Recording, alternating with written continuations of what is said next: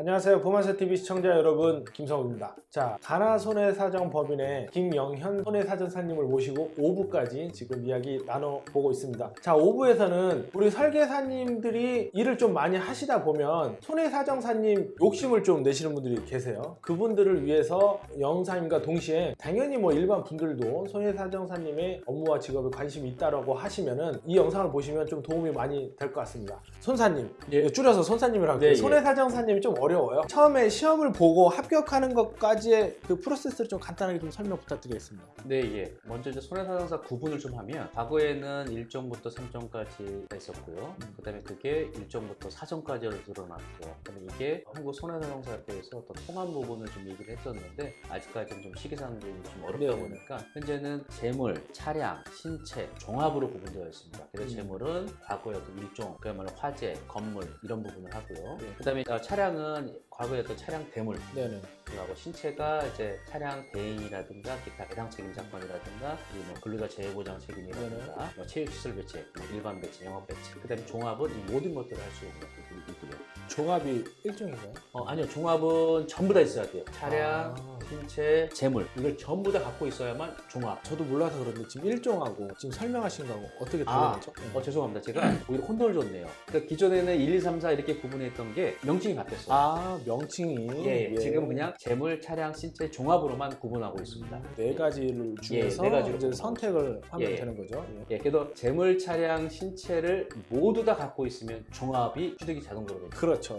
그 다음에 재물이나 차량, 신체는 선택적으로 할 수 있다. 그러니까 재물 같은 경우는 어떤 재물과 관련된 어떤 재산상의 어떤 손해, 차량은 아까 말씀드린 차량, 그다음에 신체는 인사사고라든가 그바퀴 보험사고, 종합은 이제 모든 것들을 할 수 그러니까 있는 손해사정사 시험을 이제 보기를 원하시는 분들은 일단은 한꺼번에 종합하기는 솔직히 어려울 거 아니에요. 첫 번째 뭘 할 것이냐를 먼저 정해서 어떤 시험을 먼저 볼 것이냐를 정한 다음에 시험 스케줄을 봐야겠네요. 그러니까 먼저 본인한테 적합한 종목이 무엇이냐를 갖다가 판단을 하시고 그 시험을 이제 공략을 하시고요. 가령 나는 좀 신체가 좀 관심이 있다 그러면은 신체 손해사정사를 갖다가 접수를 하시고, 그 다음에 1년의 시험이 한 번 있죠. 상반기 때 1차가 있고 하반기 때 2차가 있죠.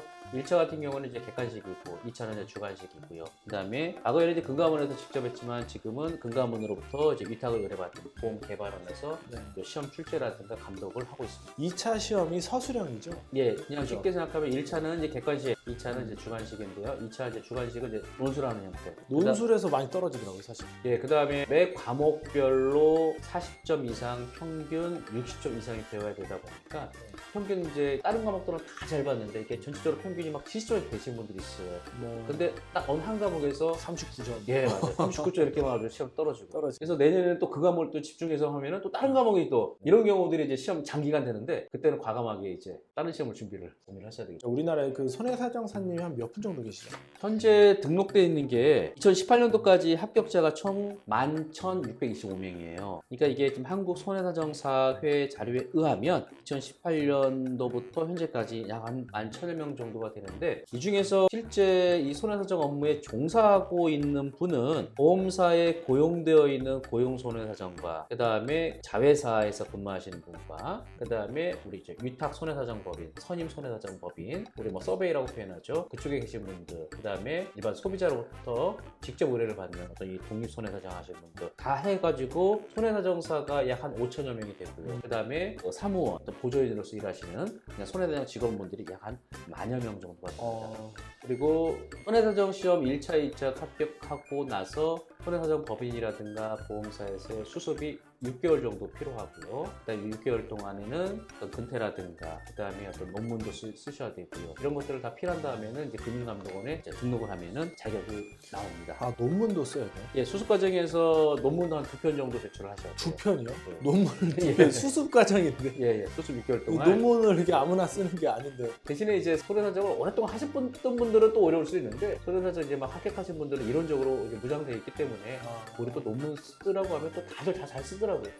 그래요? 논문이라는 게 이제 논문 심사를 해서 그럼 통과를 해야 되는 거잖아요. 그 심사의 그 뭐 평가 기준이 그렇게 높지는 않은가 봐요. 이렇게 막 그 우리 뭐 석박사처럼 이렇게 어떤 논문 심사 유연 이렇게 엄격하거나 그렇지는 않습니다. 이거 많이 손해사정사님 하시라고 영상 찍는 건데 반대로 이거 포기할까 봐 걱정이 되는데. 논문은 거의 형식적인 요식행위이기 때문에 그렇게 너무- 말씀하시면 예. 거기에 대해서 먹을 필요는 없습니다. 알겠습니다. 그리고 시험 과목이 몇 과목 정도 되죠? 이제 재물 차량 신체에 따라서 조금씩 차이가 있는데요. 1차 시험 같은 경우에는 재물은 이제 보험업법, 그다음에 보험계약법. 이제 계약법이라면은 이제 상법에 보험편이 따로 있거든요. 이제 그 부분만 이제 떼어가지고 이제 보험계약법이라고 얘기하는데 보험업법, 계약법, 그다음에 손해사정 이론, 그다음에 재물 같은 경우에는 영어가 있고요. 그다음에 뭐 차량이나 신체 같은 경우에는 영어가 빠져 있고요. 영어는 예. 어떤 식으로? 영어는 1차 시험에 현재는 이제 객관식으로 있어서 네. 이거는 뭐 공인 시험, 예를 들어 토익이라든가 토플로 대체할 수 있습니다. 있으면은 예. 이제 시험을 안 봐도 되는 거죠. 예. 그다음에 1차 같은 경우에는 이제 객관식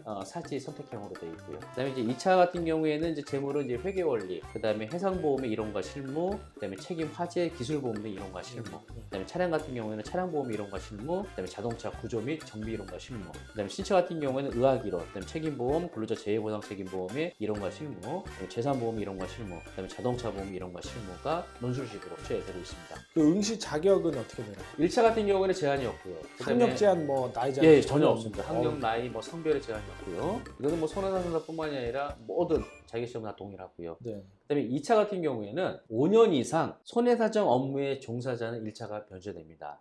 그래서 금감원이라든가 보험사라든가 보험협회라든가 또는 보험료율 산출기관 또는 농업협동조합 중앙회 여기서 그냥 근무했다라고만 하는 거 되는 건 아니고 해당 부서 즉 손해사정 관련 부서에 5년 이상 종사자인 경우에는 1차가 면제됩니다. 근데 저희 설계사들은 해당이 안 되는 거죠?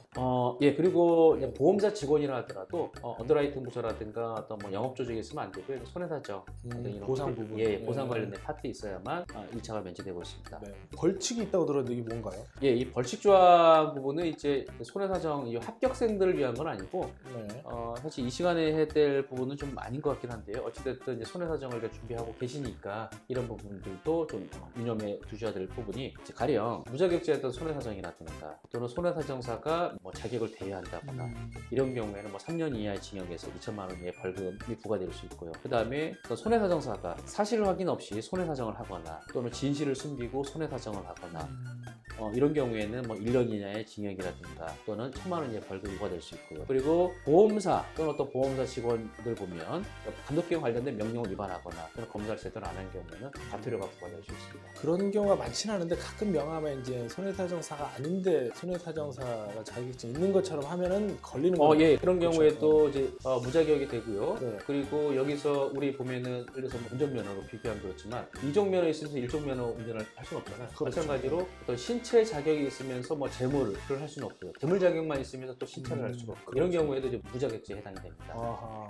그다음에 손해사정사 인지인재에 대한 어떤 등록은 조회할 수 있는 곳이 있는데요. 한국 손해사정사회에 들어가거나 아니면 금융감독원 사이트에 들어가시면 거기에 이제 그 손해사정사나 손해사정업을 하시는 분들 조회가 가능합니다. 저기 마지막으로 하나 더 여쭤보면 이 전망이 좀 어떤가요? 손해사정사님 전망.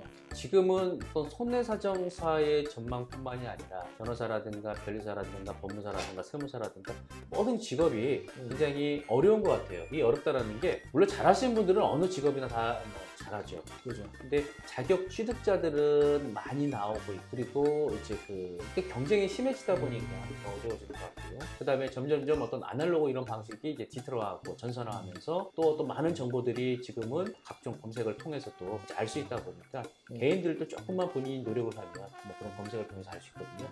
그러다 보니까 이제 저 과거에 비해서 좀 많이 전문가를 좀 찾는 것도 좀 줄 수 있겠죠. 그렇죠. 요거를 질문 드린 이유가 이제 오해하시는 분들이 뭐 마치 뭐 변호사 막 자격증만 되면 갑자기 뭐 떼돈을 벌거나 손해사정사 자격증을 따게 되면 어디서 뭐 일이 막 들어오거나 그러진 않잖아. 이제 본인이 하기 나름인 거지만 그렇죠. 대신에 어느 정도 인프라는 조금 구축이 돼 있고 앞으로 손해사정사님들을 찾을 일들이 좀 많이 있기 때문에 저는 개인적으로 손해사정사분들도 한다고 하면 좀 추천할 것 같아요. 네, 여타의 어떤 유사 어떤 그런 법칙 그런 자격들이 많이 있죠. 많이 있지만 그래도 다른 시장에 비해서의 어떤 전망성은 손해사정사가 그나마 좀 낫지 않나 이렇게 생각합니다.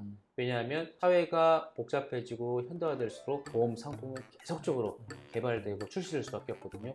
그렇다고 한다면 그 안에서 어떤 분쟁 또는 어떤 누군가 어떤 조정자 역할을 할 사람이 필요하기 때문에 손해사정사 직업은 계속적으로 그래도 전망이 있지 않나 싶습니다. 뭐 손해사정사님이 되고 싶은 분들은 이게 독학으로는 조금 어렵죠. 학원을 그냥 가시는 게 독학으로도 맞죠? 합격하시는 분들이 계세요. 아, 그래요? 다만 어떤 시험이든 간에 본인의 어떤 의지인 것 같아요. 요즘에 음. 인터넷 강의도 많이 잘 돼 있고 그래서 네네.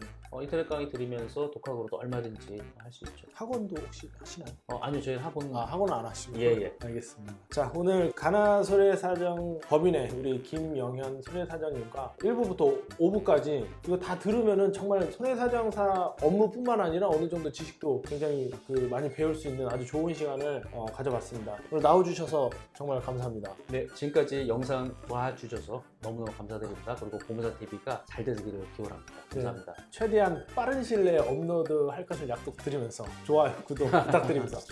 감사합니다. 네, 감사합니다.